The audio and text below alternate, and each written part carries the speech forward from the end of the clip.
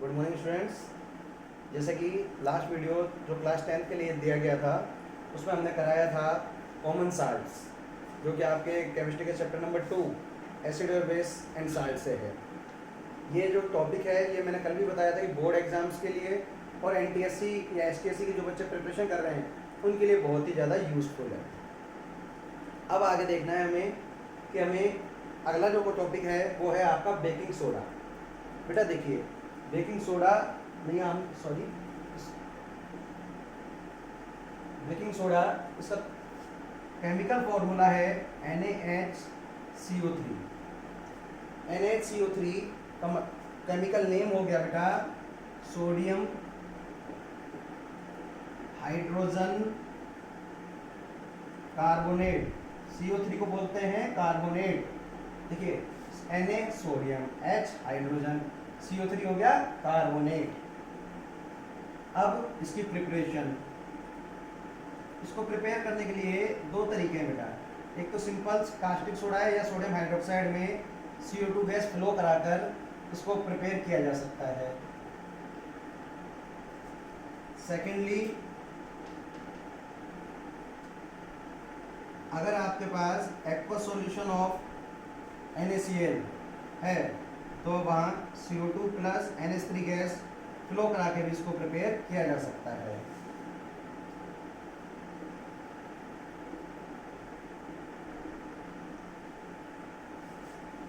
And in the end, uses. Use number 1,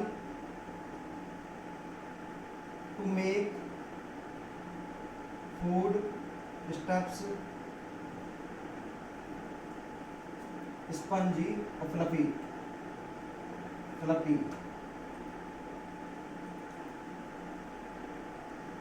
Second,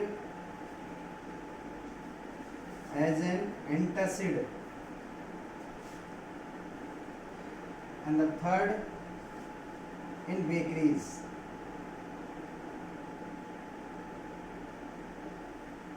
अब देखिए बेटा, दोबारा से मैं एक बार रिवाइज कर रहा हूँ। कॉमन नेम होता है बेकिंग सोडा, केमिकल फॉर्मूला है NaHCO3, तो केमिकल नेम है सोडियम हाइड्रोजन कार्बोनेट। प्रिपरेशन है, मेनली दो प्रिपरेशन होती हैं, पर ये वाला जो मेथड है ये इंडस्ट्रियली यूज़ किया जाता है इंडस्ट्रीज में। और मेन जो क्वेश्चन इस पर बनता है वो बनता है इसके यूजेस से। इसका पहला यूज है to make a food stuffs fluffy. बेटा देखिए, जैसे आपने देखा होगा अपने घरों में स्पंज या खमन जिसे बोलते हैं, या कुछ आइटम्स ऐसे होते हैं जिनमें स्पंज होता है, फ्लावट आती है। उस फ्लावट के लिए क्या डाला जाता है उसके अंदर? Baking powder. और बेकिंग पाउडर में क्या बेकिंग पाउडर में क्या प्रेजेंट होता है? Baking soda. या आप ये कह सकते हैं कि हमारे घरों में जनरली आपकी मम्मी जब खाना बनाती है तो कई बार मीठा सोडा या खाना सोडा बोलते हैं, उसको यूज़ करती हैं, तो वो यही है। इससे फूड स्पंजी और फ्लफी सॉफ्ट हो जाता है। दूसरा इसका यूज है एज एन एंटासिड। ये मैंने पहले वीडियो में भी आपको बताया था पीएच वाले में कि जनरली इसका यूज सबसे ज़्यादा एंटासिड के लिए किया जाता है। Antacid means opposite to acid work करता है, क्योंकि ये फॉर एन एग्जाम्पल कोई बच्चा लैब में कोई एक्सपेरिमेंट कर रहा है और बाई मिस्टेक उसके हाथ पर या किसी भी स्किन पार्ट, मतलब कोई भी बॉडी पार्ट पर एसिड गिर जाए, तो उस कंडीशन में क्या करते हैं कि सबसे पहले तो उस बॉडी पार्ट को वाटर से वॉश किया जाता है, जिससे कि जो एसिड स्किन के ऊपर है वो वाटर के साथ बाहर चला जाए। और फिर उस प्लेस पर जो जलन होती है, जिस प्लेस एसिड गिरेगा जलन होगी, तो उसके ऊपर सोडियम बाइकार्बोनेट, एक वाइट कलर का पाउडर टाइप होता है, क्रिस्टलाइन पाउडर होता है, इसको रब किया जाता है, क्योंकि ये स्किन के अंदर प्रेजेंट एसिड से रिएक्ट करके उसको न्यूट्रलाइज करता है, जिससे होने वाली जलन कम हो जाती है। इन बेकरीज, बेकरी के अंदर जो ब्रेड या केक्स जो बनते हैं उनको बनाने में इसका यूज होता है। Okay, now second common salt में जो आज अपने पहला पढ़ा है बेकिंग सोडा। अगला है आपका washing soda. Washing soda chemical formula है Na2CO3.10H2O। अब देखिए Na यानी कि सोडियम, CO3 यानी कार्बोनेट, लैटिन लैंग्वेज में 10 का मतलब होता है डेसी। जैसे हिंदी में हम 10 को 10 बोलते हैं, उसी तरह लैटिन लैंग्वेज में 10 को डेसी बोला जाता है। और H2O मॉलिक्यूल्स को बोला जाता है हाइड्रेट। क्या बोलते हैं? हाइड्रेट। तो उसका केमिकल नेम क्या हो गया बेटा? Sodium carbonate decahydrate. अब देखिए प्रिपरेशन।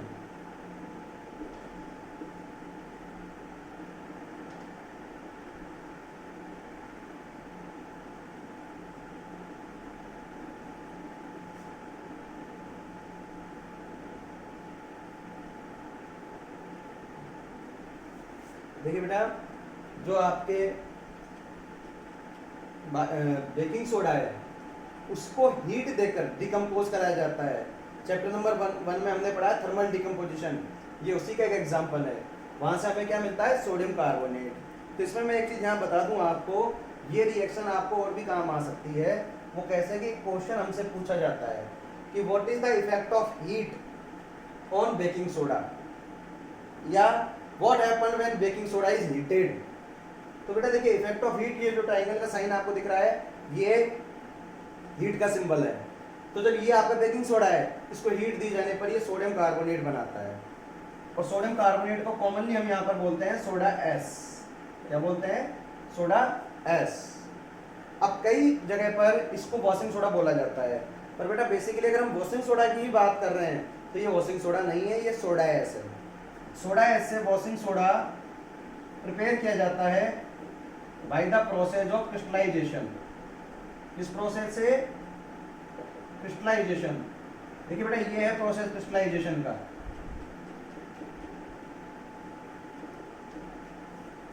क्रिस्टलाइजेशन के प्रोसेस में सोडा एस में वाटर मॉलिक्यूल्स ऐड कराए जाते हैं।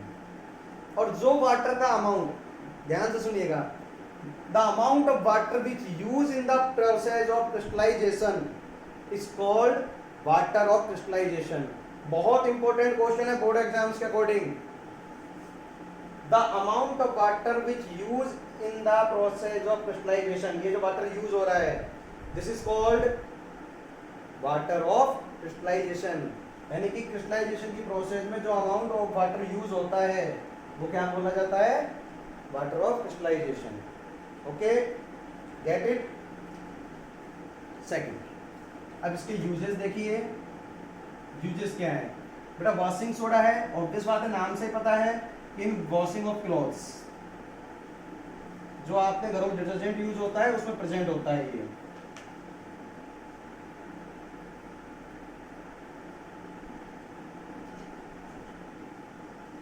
सेकंड यूज बेटा इन सॉफ्टनिंग ऑफ वाटर। अब बेटा यहाँ पर ये क्वेश्चन है सर सॉफ्टनिंग ऑफ वाटर क्या है, तो मैं थोड़ा सा आपको इसके बारे में बता दूं कि वाटर जनरली दो तरह का होता है, हार्ड वाटर और सॉफ्ट वाटर।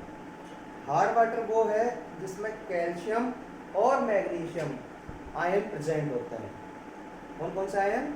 कैल्शियम और मैग्नीशियम आयन। इस वाटर का सबसे सिंपल आइडेंटिफिकेशन ये होता है कि अगर हम हार्ड वाटर में सोप लगाएं, साबुन लगाएं, तो वो फूलता नहीं है, झाग नहीं बनता है, फ्रोथ नहीं बनता है आपका। जैसे जनरली हम अपने घर में जो वाटर होता है उसमें जब हम साबुन लगाते हैं तो फूलता है, झाग बनता है बेटा, वो चीज़ हार्ड वाटर में नहीं होती है, क्योंकि उसके अंदर कैल्शियम और मैग्नीशियम आयन की इम्प्योरिटीज प्रेजेंट होती हैं। तो उस हार्ड वाटर को सॉफ्ट वाटर में कन्वर्ट करने की प्रोसेस को सॉफ्टनिंग ऑफ वाटर बोलते हैं। क्या बोलते हैं? Softening of water. तो इस सॉफ्टनिंग ऑफ वाटर की प्रोसेस के लिए भी क्या यूज किया जाता है? Washing soda. ओके, अब आपका इस चैप्टर का सबसे लास्ट टॉपिक है और इस कॉमन साल्ट वाले टॉपिक का भी लास्ट आर्टिकल आपके सामने आ रहा है, वो है पीओपी। पीओपी आप सबने देखा है अपने घरों में, इसका पूरा नाम होता है प्लास्टर ऑफ पेरिस। कॉमनली इसको पीओपी बोला जाता है। व्हाइट कलर का पाउडर होता है, इसका केमिकल फॉर्मूला है CSO4.12H2O। केमिकल नेम सी हो गया बेटा कैल्शियम, SO4 को बोलते हैं सल्फेट, 1/2 ये हो गया हाफ, हाफ के लिए लगता है हेमी, और H2 होता है हाइड्रेट। जैसे कि बेटा आपको पता है हेमिस्फेयर, हेमिस्फेयर का मीन्स क्या होता है, हाफ स्फेयर होता है ना, तो हाफ के लिए लगता है हेमी। अब इसकी प्रिपरेशन देखेंगे बेटा, प्रिपरेशन है बेटा इसकी, ये होता है जिप्सम, जिप्सम मेनली सीमेंट में ऐड कराया जाता है।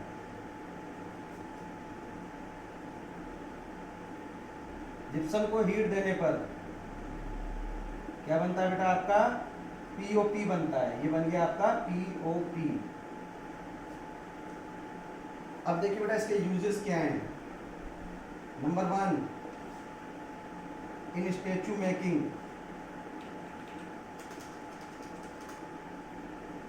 Number 2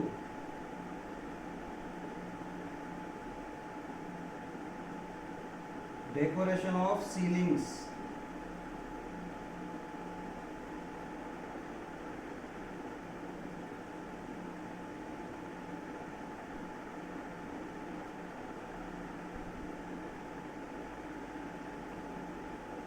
treatment of fractured bones. देखिए बेटा पहला यूज है स्टैचू यानी मूर्तियां पुतले बनाने के लिए इसका यूज किया जाता है। सेकंड डेकोरेशन ऑफ सीलिंग, अपने घरों में छत होती है, छत की डेकोरेशन के लिए। ट्रीटमेंट ऑफ फ्रैक्चर्ड बोन्स, जब भी कोई भी एक्सीडेंट इंजरी की वजह से हाथ या पैर कोई भी बोन टूट जाती है तो वहाँ प्लास्टर बांधा जाता है और उस प्लास्टर के ऊपर वाइट कलर का सॉल्यूशन लगाया जाता है जिससे वो हार्ड रहे, जिससे बोन्स की मूवमेंट कम से कम हो। तो जो वाइट कलर का जो सॉल्यूशन लगाया जाता है वो पीओपी सॉल्यूशन होता है, क्योंकि ये बहुत ही जल्दी हार्ड हो जाता है, इसीलिए इसको यूज़ करते हैं। एक जरूरी क्वेश्चन में इस पर आता है, वो आपको बता दूं, generally POP kept at moisture proof places और एयर टाइट कंटेनर्स, यानी इसको हमेशा मॉइस्चर से दूर रखा जाता है। वो क्यों?